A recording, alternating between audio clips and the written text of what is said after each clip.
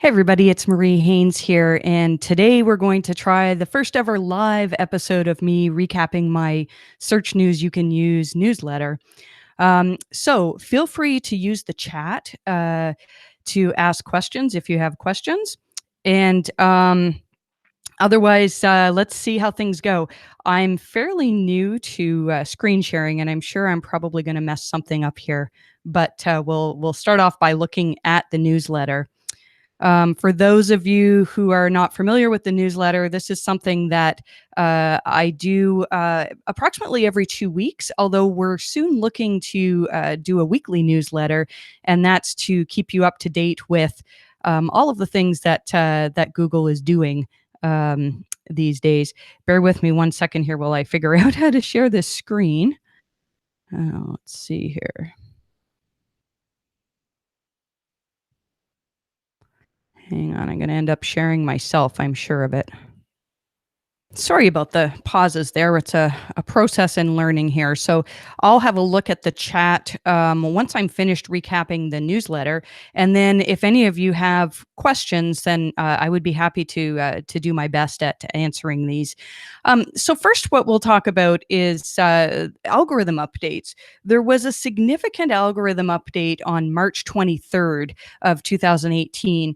And it's a little bit tricky because at the same time, SEMrush did an update of their keywords. And so almost every site that we looked at in SEMrush had this dip that we could see on March 23rd. With that said, though, there were definitely sites that were hit at this time. And a lot of these were sites that were hit with this original algorithm update March 7th to 9th. We are starting now to review sites that have been hit with these, the March 7th to 9th update. And a lot of these sites, it seems like they had issues with content that was copied from other sources. And I don't mean specifically word for word copied, but rather content that was maybe taken from another source, like, say, Reddit or a news site, and reworded in your own words. And a lot of these sites that we're reviewing are seeing that that type of content used to rank well, and now it's not ranking so well anymore. There was possibly an update on March 28th. I didn't see a whole lot of changes at this time, but when I do my next newsletter, we'll come back to that and see if there was much difference noted by sites at that time. It's interesting to see that Pinterest seems to have been strongly affected by the March algorithm updates.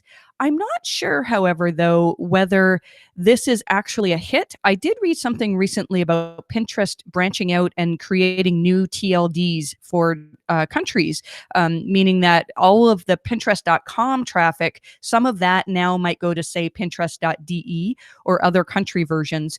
So it'll be interesting to see. But one thing I noted in the newsletter is that it might be worthwhile if your traffic has gone down in early March.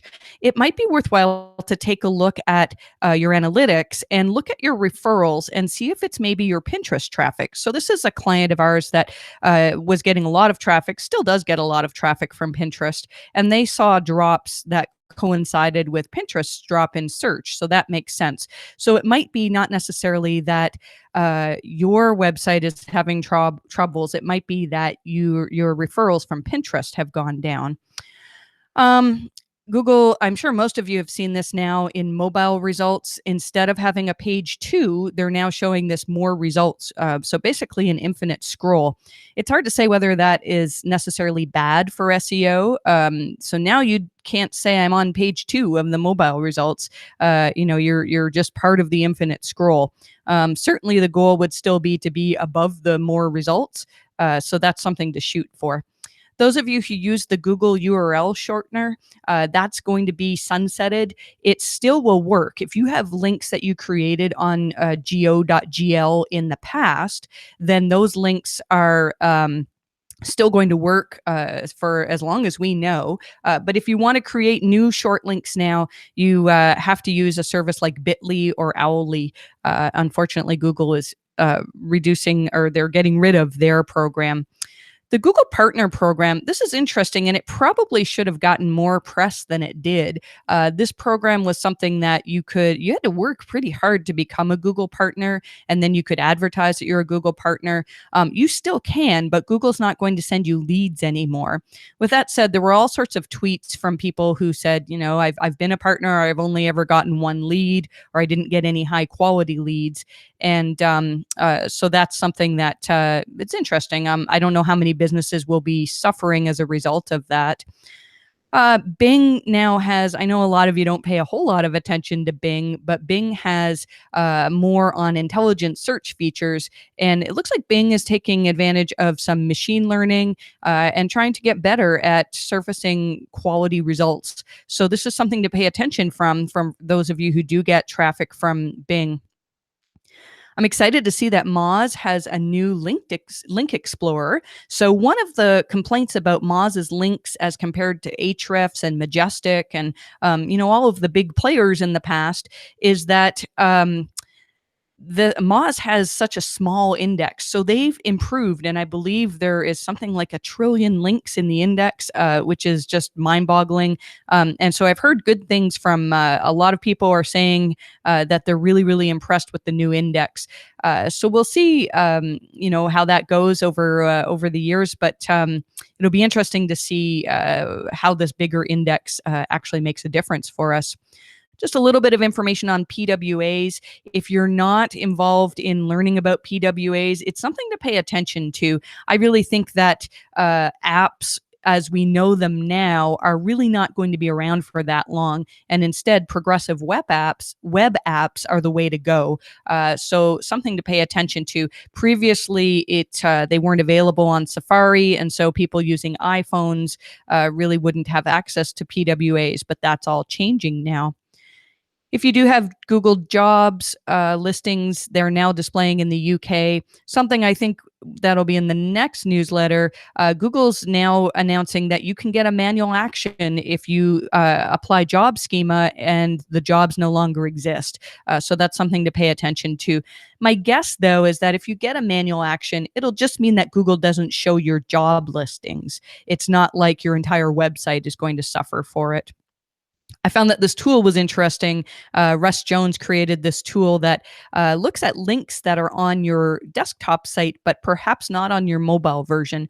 Those of you with responsive sites, for the most part, you shouldn't have to worry about this. But I have seen even some responsive sites where the menu, the nav basically, was different on mobile than it was on desktop. And so this is something that's important because with mobile first indexing, Google is going to look at the mobile version of your site in order to crawl it and to determine where your links are. So this little tool is kind of neat, and thanks Russ for creating that. There's more stuff about for local SEO improvements to Q&A, and apparently now you're supposed to be getting notification whenever somebody asks you a question on your Google My Business profile. I think it's still a bit glitchy though, so it'd be interesting. I'd love to hear your feedback on that and whether you're getting good notifications. There have been some issues. I think these are resolved now, but if you had photos or images that weren't showing on Google My Business, then those it should be fixed. They weren't showing properly. Those of you with small businesses, you most definitely need to be using Google Posts. These are different than Google Plus posts, which a lot of people are confused about. Google Posts is soon going to be allowing you to do offers, which looks quite interesting. This is still relatively new, and I think it's something that most businesses should be taking advantage of. There's also a new section for services. When I wrote the newsletter, it was still debatable whether this was available to everybody. And then just as I was about to publish it, Google announced in their help forum that these new services are available.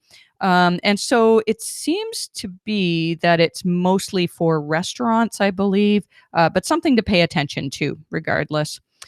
I did list a few jobs in the newsletter. We're still hiring here.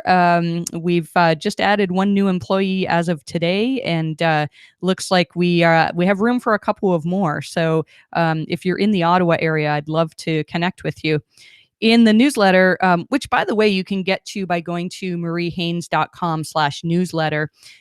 You'll see this video of me speaking at the Engage conference in Portland, which was a fantastic conference. And so I had a talk where we looked at links and what types of links would potentially get you into trouble. And so that full talk in its entirety is on my newsletter now.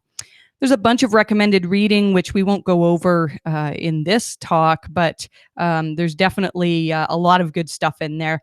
And those of you who are paid members of the newsletter, this is just some of the stuff that the paid members get. If you're a free member, then if you all you want to do is get updated when Google makes a big change, the free version works for you. The paid version, we go into greater detail on many of those things. So let's see here if I stop sharing and we'll get back to me. I think you guys can see me here. All right. So we'll need to see if we have any questions in chat here. I know there's only a few of you that are watching. All right, guys. Well, unfortunately, I can't make that work.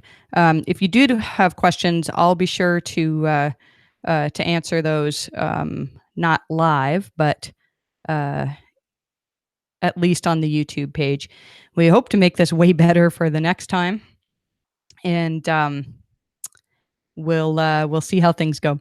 So hopefully, guys, you got some enjoyment out of this rather than watching me struggle. And we'll talk soon. Thanks.